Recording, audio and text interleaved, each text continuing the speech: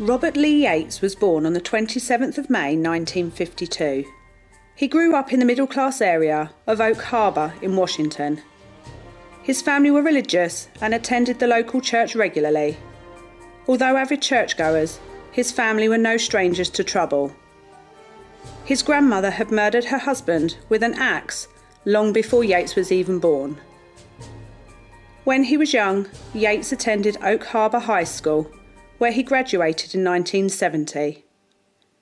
In 1972, aged just 20, he met and married a lady by the name of Nylander.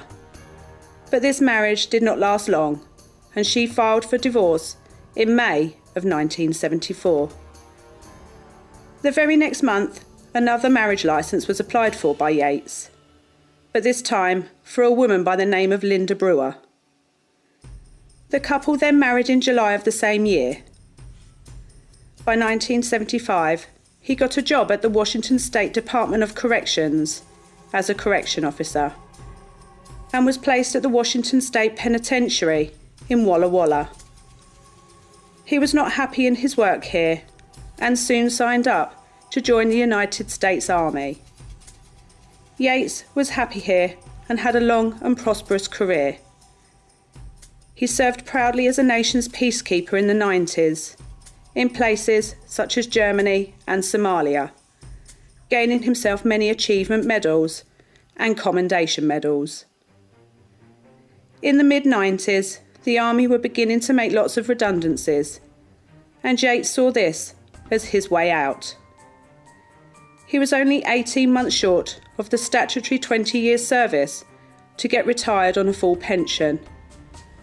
But due to the redundancies, the Army awarded this anyway, and the fact that Yates had an exceptional service record.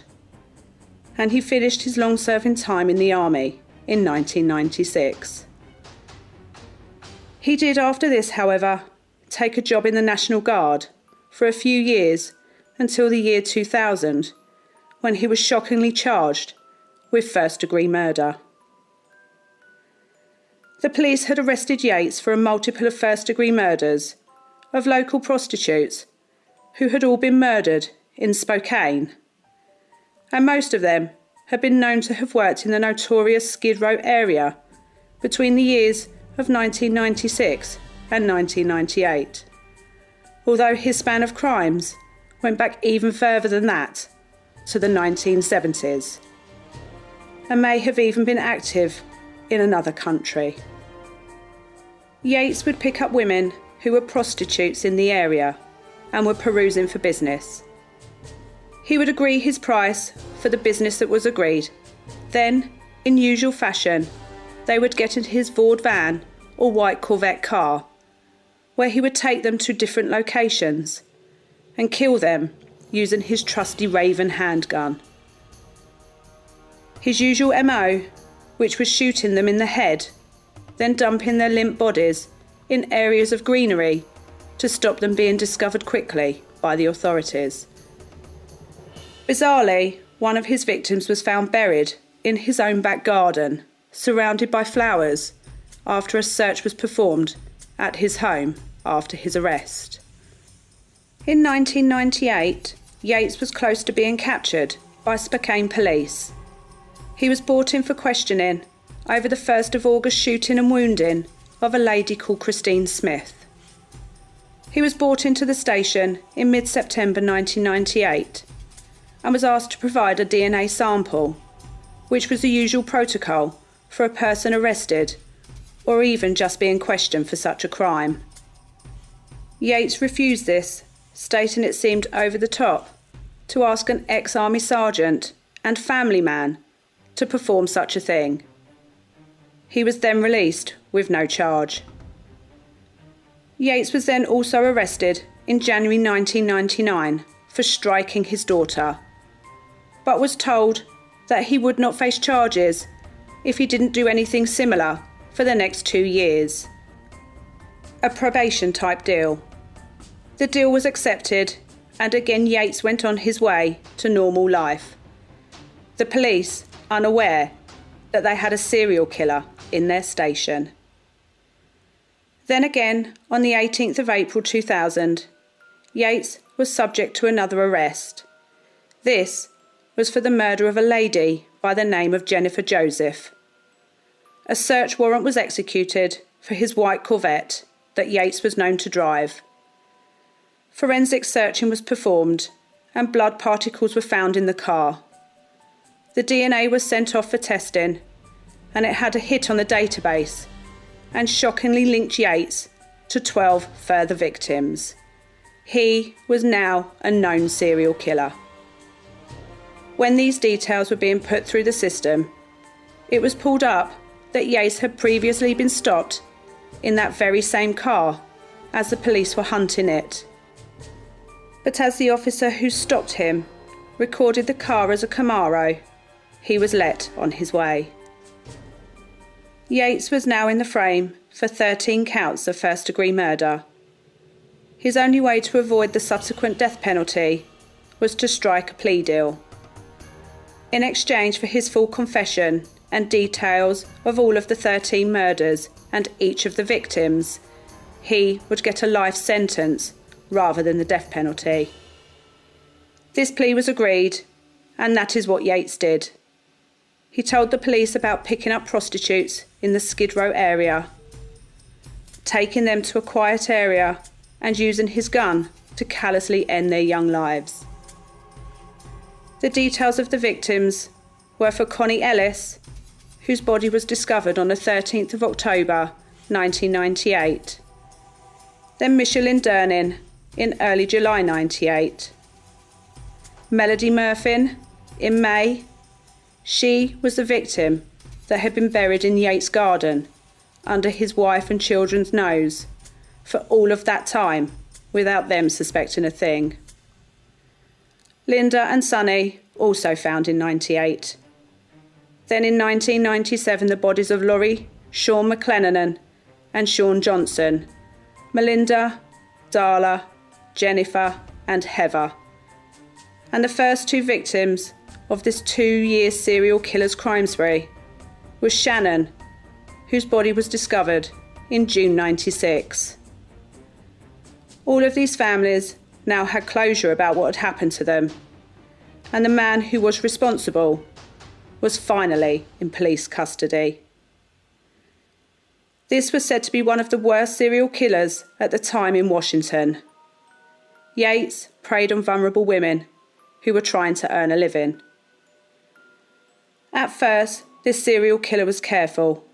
He murdered his victims a long way from where they were taken and tried to cover their bodies so they could not be found easily.